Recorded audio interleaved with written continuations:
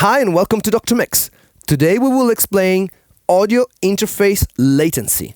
What is it, why it happens, and how to reduce it in order to make your recording system more efficient and responsive for music production. And it would mean the world to me right now if you would subscribe and hit that bell button so that we can keep on growing this channel and give you great videos like the one coming up.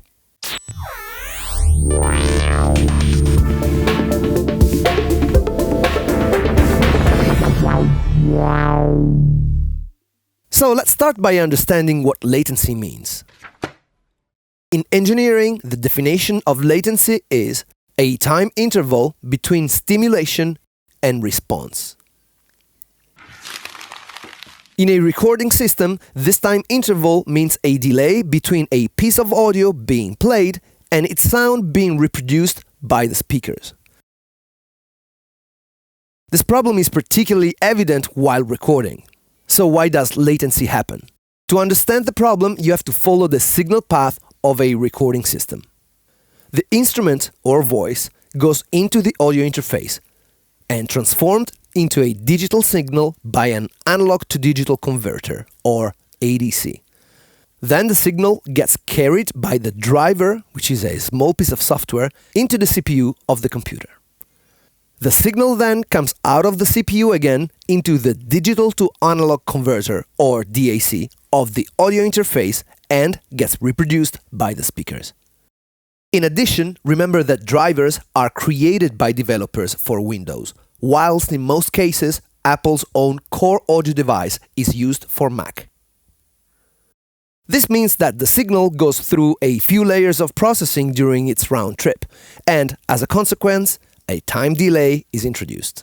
This delay may vary depending on the speed of the computer's CPU, the quality of the audio interface and connection type, Firewire, USB, Thunderbolt, etc., the compatibility of the driver with the operating system and the DAW, the amount of data buffer selected on the DAW.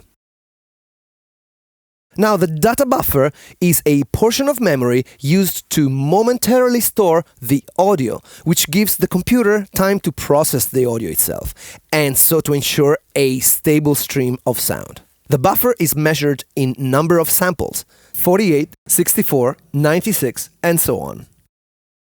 The larger the buffer, the more time the computer has to react to the audio that's being processed. This extra time allows for more plugins to be used.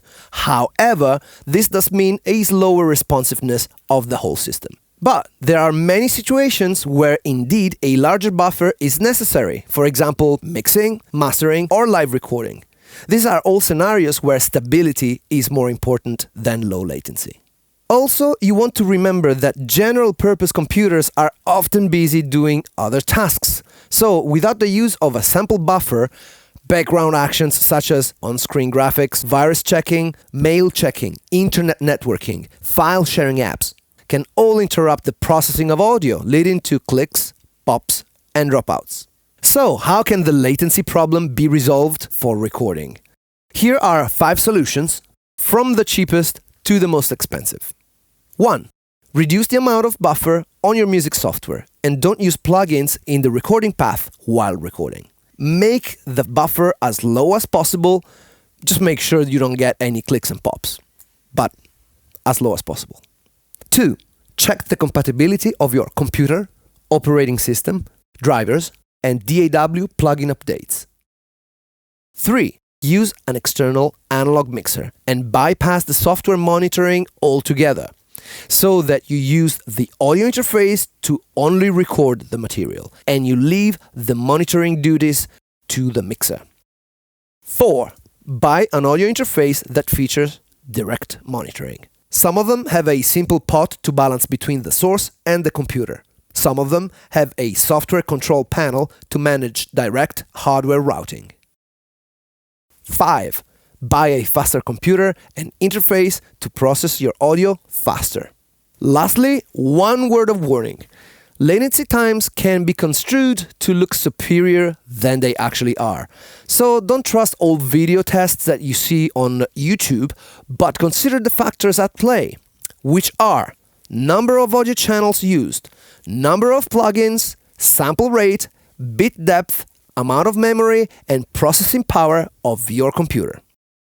The ultimate way to make sure your signal is 100% intact is to perform a null test by flipping the face on the audio coming into the interface against what's coming out of it. Keep an eye on this channel as we'll soon demonstrate null testing and show you some tools to monitor interface stability.